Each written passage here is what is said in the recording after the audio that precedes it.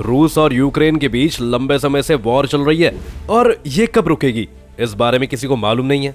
रूस यूक्रेन युद्ध के बीच एक ऐसी खबर आ रही है जिसे सुनकर हम सभी सोच में पड़ गए हैं। इन खबरों के मुताबिक पुतिन जल्द ही उराल की पहाड़ियों में बने बंकर में जाने वाले हैं। अगर आप सोच रहे हैं कि ये वॉर की वजह से है तो हम आपकी एक गलतफहमी भी दूर कर देते हैं।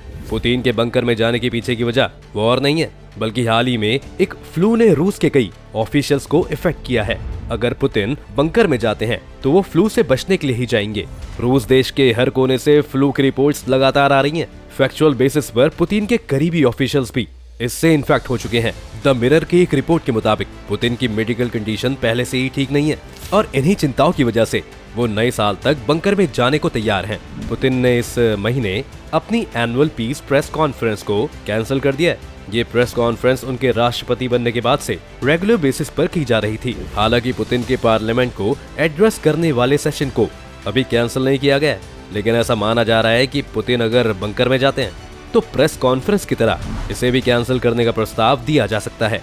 अगर आपको ना पता हो तो हम आपको बता दें कि पुतिन अपनी हेल्थ के खतरों को लेकर हमेशा टेंशन में रहते थे।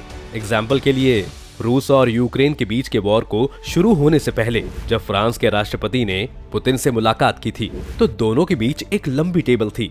इस लंबी टेबल को रखने की वजह ये थी कि दोनों के बीच डिस्टेंस रहे और पुतिन को उनसे किसी भी तरह की बीमारी होने के चांसेस बिल्कुल खत्म हो जाएं।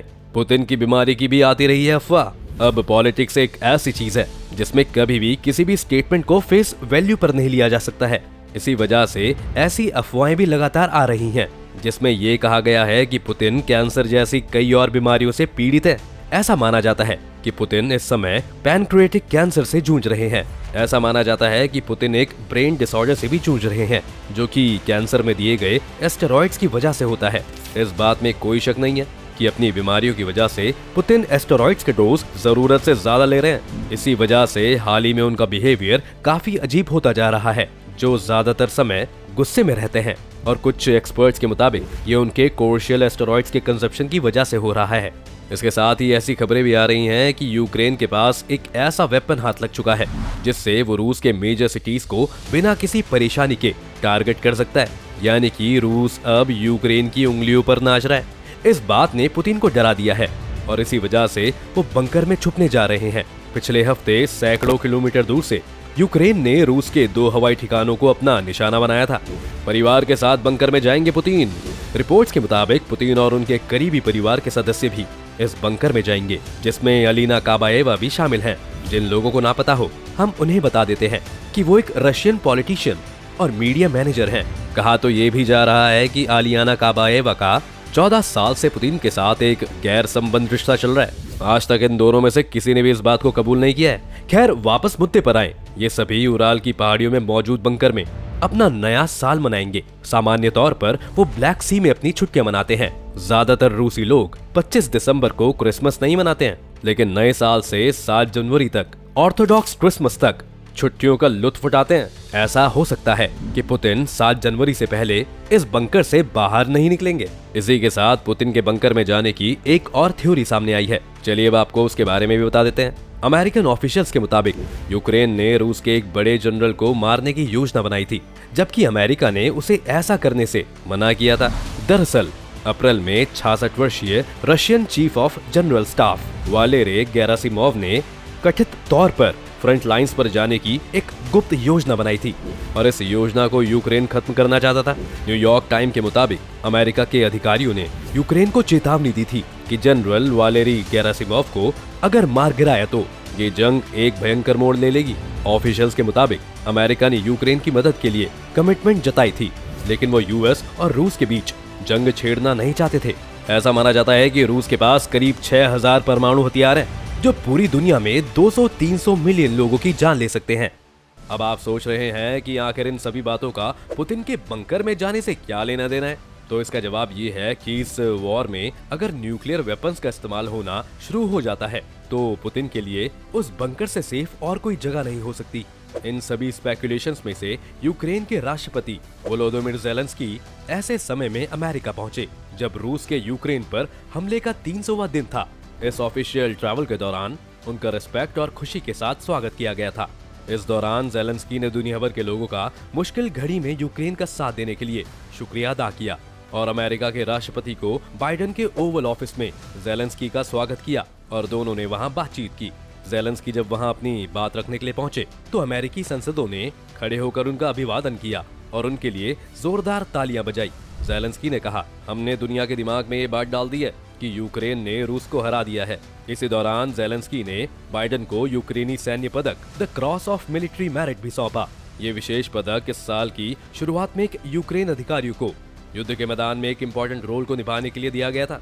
इस सैन्य अधिकारी ने पिछले हफ्ते की शुरुआत में बखमुत, जो कि एक यूक्रेन का शहर है, वहां उन्होंने राष्ट्रपति ज़ेलेंस्की से मुलाकात की थी और कहा था कि वो अपना पदक ग्रैटिट्यूड के सिंबल के तौर पर यूएस के प्रेसिडेंट जो बाइडेन को देना चाहते हैं। इसी के साथ बाइडेन ने ज़ेलेंस्की को 2 कमांड काइन भेंट किए। व्लादिमीर ज़ेलेंस्की ने अमेरिकी संसद को एड्रेस करते समय अपने लंबे चौड़े भाषण के दौरान कहा कि यूक्रेन जिंदा है और दुश्मन को मुंह तोड़ जवाब दे रहा है। उसी दौरान सदन तालियों की गूंज से गड़गड़ा उठा। ज़ेलेंस्की ने कहा कि अमेरिका और दुनिया भर के लोगों जिन्होंने यूक्रेन के लिए बहुत कुछ किया है, उनका धन्यवाद करने वो खुद यहाँ आए हैं। इसी के साथ उनका कहना था कि सभी मुश्किलों, निराश करने वाले सिनेरियोस के बावजूद यूक्रेन हिम्मत नहीं हारा।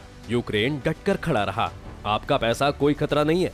ये इंटरनेशनल प्रोटेक्शन और लोकतंत्र की दिशा में आपका एक योगदान है, जिसका हम बेहद सोच समझकर इस्तेमाल करेंगे।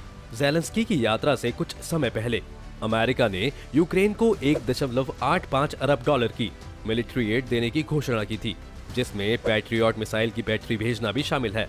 इतना ही नहीं, ज़ेलेंस्की ने अमेरिकी कांग्रेस को बताया कि उन्होंने राष्ट्रपति जो बाइडेन के साथ बैठक में 10 बिंदुओं वाले शांति सूत्र का प्रस्ताव रखा था और उन्हें उम्मीद है कि भविष्य में कई दशकों तक संयुक्त सुरक्षा की गारंटी वो प्रदान करेगा। इसी के साथ यूक्रेन के प्रेसिडेंट ने ये बात भी साफ कर दी कि वो सिर्फ शांति चाहते हैं।